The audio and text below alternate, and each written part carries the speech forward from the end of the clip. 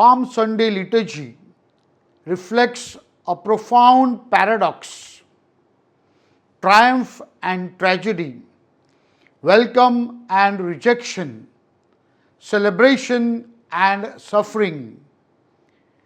झावळ्यांच्या रविवारची उपासना एका गहन विरोधाभासाची आपल्याला साक्ष देते.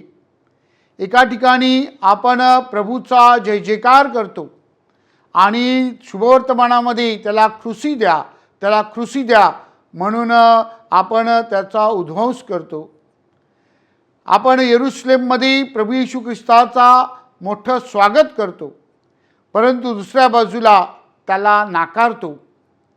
एका बाजूला प्रभू येशू ख्रिस्ताचं येरुशलेममधील राज्यपणाचं आपण जणू काही सोहळा साजरा करतो आणि दुसऱ्या बाजूला आपण त्याच्या दुःख सहनावर चिंतन करतो.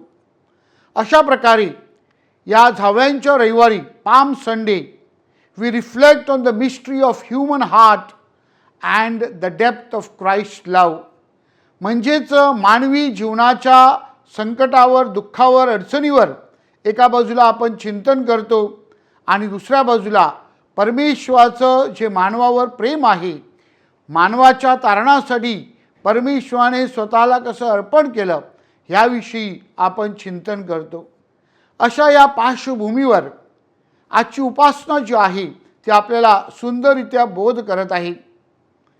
आजच्या शुभवर्तमानामध्ये किंवा या दुःख सहनाच्या पवित्र आठवड्यामध्ये ख्रिस्त सभा आपल्याला शिकवत आहे की प्रभू येशू ख्रिस्त हा राजा असूनही त्यांनी घोड्यावर स्वार केला नाही, तर त्यांनी गाढवावर स्वार केलं.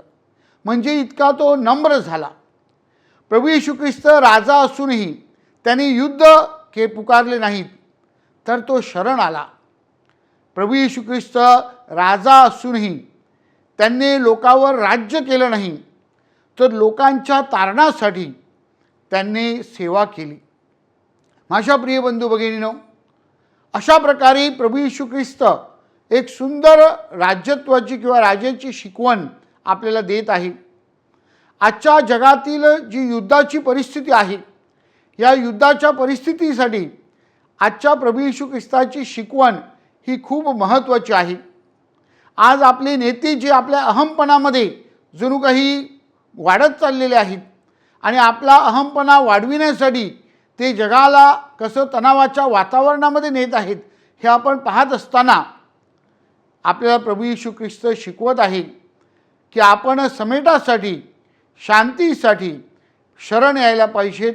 शरण येणे म्हणजे हार नाही, तर शरण आल्याने आपण दुसऱ्यांना जिंकू शकतो आणि सर्वत्र आनंदाचं, सुखाचं, शांतीचं राज्य आपण निर्माण करू शकतो.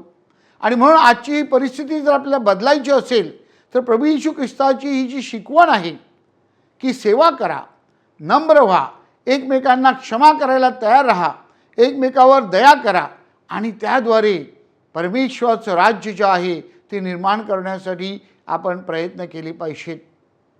प्रिय बंधू भगिनींनो, आजच्या दिवशी आपण प्रभू येशू ख्रिस्ताच्या दुःख सहनावर चिंतन करीत असताना केवळ आपण ते एक घटना 2000 वर्षापूर्वी झाली त्यावर चिंतन करत नाहीत, तर आजच्या परिस्थितीमध्ये या संपूर्ण दुःख सहनामध्ये आपण कुठे आहोत ह्याचा आपण विचार केला पाहिजे.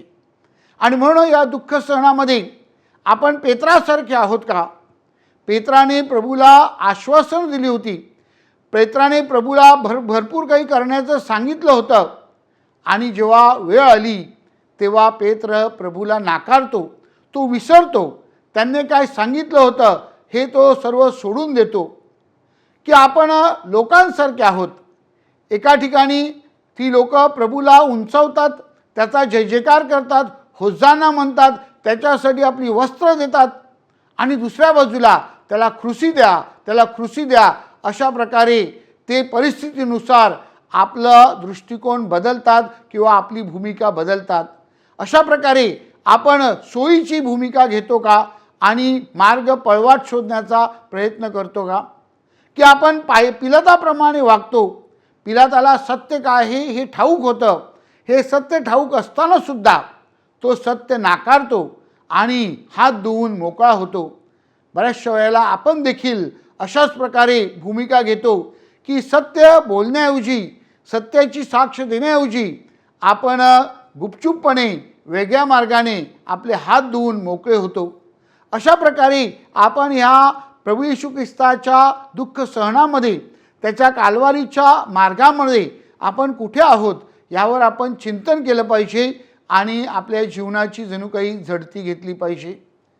आजच्या या संपूर्ण या दुःख सहनावर चिंतन करीत असताना एक गोष्ट आपल्याला प्रभू येशू ख्रिस्त शिकवत आहे. या संपूर्ण दुःख सहनाच्या प्रसंगामध्ये प्रभू येशू ख्रिस्त आपलं तोंड उघडत नाही. तो शांतपणे सर्व काही सहन करतो आणि या प्रभू येशू ख्रिस्ताच्या शांततेमध्ये प्रभू येशू ख्रिस्त आपल्याला सुंदर अशी शिकवण देत आहे.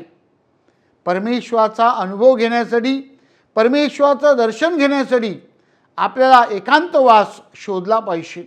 या एकांतवासामध्ये आपण आपल्या स्वतःच्या जीवनावर चिंतन केलं पाहिजे आणि जे सर्व होत आहे हे पाहणे, सहन करणे आणि त्यामधून परमेश्वराची योजना, परमेश्वराचा मार्ग, परमेश्वराची इच्छा आपण शोधली पाहिजे आणि त्याद्वारे आपण पुनरुत्थानाचा अनुभव घेऊ शकतो.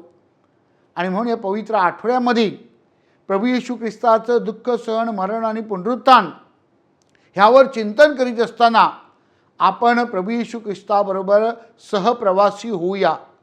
आपण यरूशलेमपासून जणू काही सुरुवात करूया, कालवारीच्या वाटेवर त्याला सोबत करूया आणि आपण मरिया मग्दलेनाप्रमाणे कबरेकडे जाऊन पुनरुत्थानाचा अनुभव घेऊया. हा पवित्र आठवडा ख्रिस्त सभेचा महत्त्वाचा उपासना वर्षातला आठवडा आहे.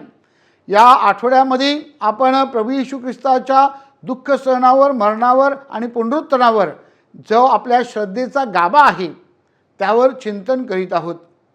ह्या दुःख सहनावर, मरणावर आणि पुनरुत्थानावरील चिंतन आपल्याला आपल्या ख्रिस्ती श्रद्धेमध्ये दृढ होण्यासाठी आणि ख्रिस्ती श्रद्धेची जे महत्त्व आहे ते आपल्याला कळावं आणि त्यानुसार आपण प्रभू येशू ख्रिस्ताचे शिष्य बनावेत म्हणून विशेष प्रार्थना करूया. हा उपासना वर्षातील पवित्र आठवडा आपल्या सर्वांना कृपेचा, परिवर्तनाचा आणि आपल्या आध्यात्मिक नूतनीकरणाचा जावो म्हणून मी आपल्यासाठी प्रार्थना करीत आहे.